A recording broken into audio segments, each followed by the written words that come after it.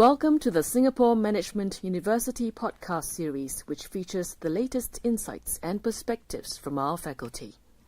The level of trust in the workplace significantly influences organizational effectiveness and productivity. While trust is difficult to define and measure in organizations, it is becoming more crucial to develop and encourage it, especially in today's complex, volatile business environment. While some research emphasize the concepts of ability, benevolence, and integrity as means of increasing trust in organizations, are their effects the same for all members of an organization and across all cultures? Tan Hui Hun is an Associate Professor of Organizational Behavior and Human Resources at the SMU Lee Kong Chian School of Business.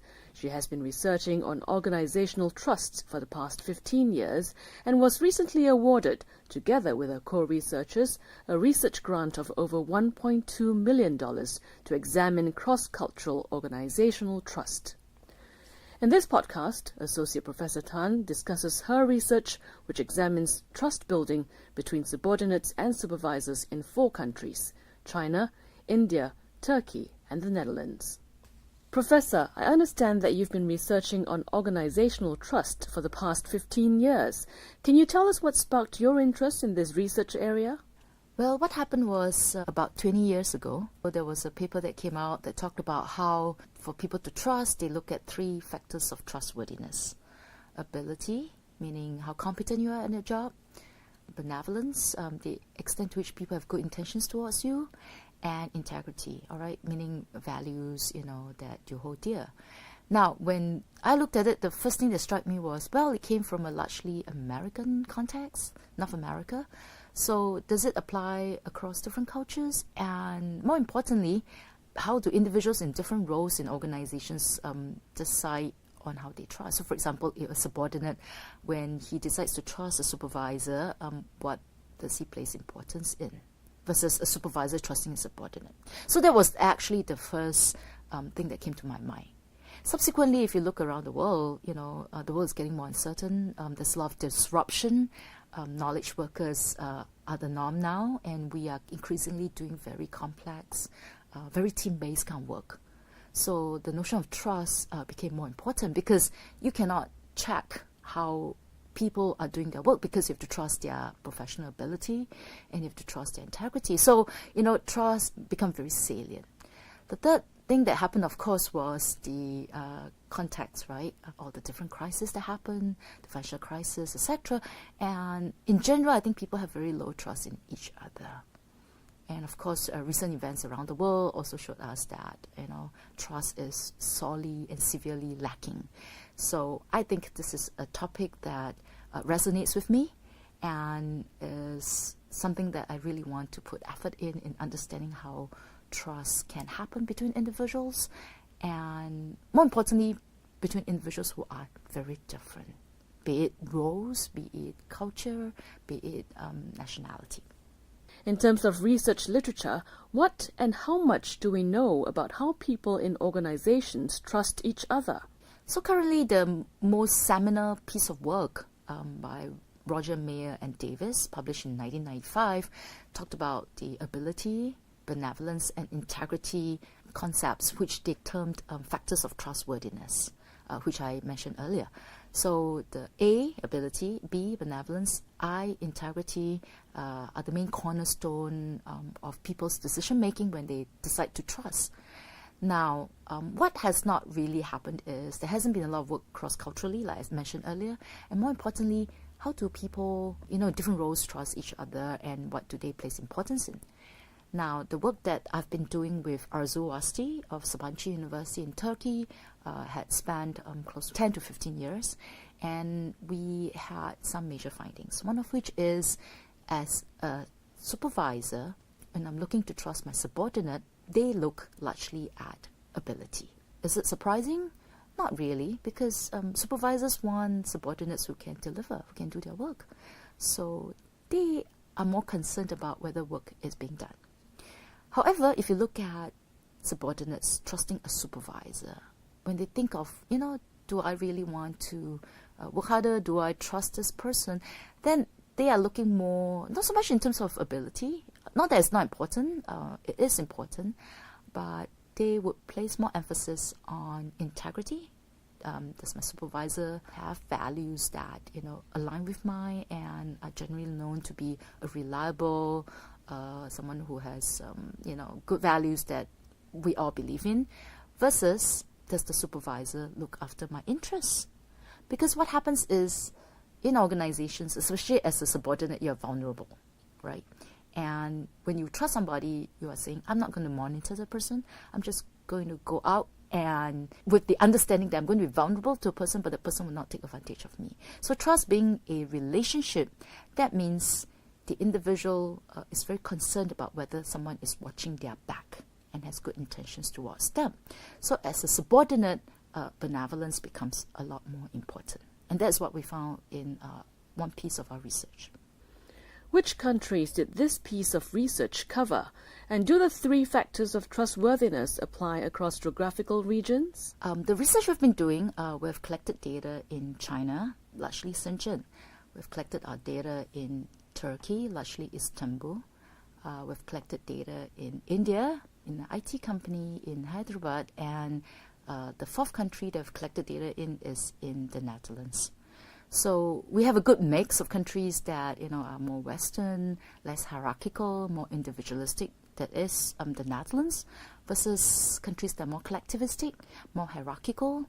Some of which are more Asian, one of which is straddles Asia and Europe. So with a good mix of different countries. Now, what came out very clearly to us was that in the individualistic country, that is the Netherlands, folks look to ability when they think of trust. That means whenever you ask them, who do you trust in organizations? Or rather, the supervisor that you trust, what plays the biggest role in your decision to trust? They tend to mention ability. That the person can deliver, gets the work done, and is known for their capability. For example, they are able to increase business. Now, for the more collectivistic countries, there's a little bit of a nuance out there. Given that Shenzhen is one of the economic zone that China has put aside to grow enterprises, we do find that ability plays a big role. However, what comes up a lot in our discussion and in our interviews, the data shows that, for example, in China, benevolence plays a big role. People always talked about how a supervisor looks after their interests, who plans their career for them, who will give them good opportunities to go ahead, and who watch their back when crisis happens, are the ones that place a lot of trust in. So we do see a difference between how individualistic cultures such as the Netherlands, meaning people looking after their self-interest and seeing themselves as individuals versus as part of a collective.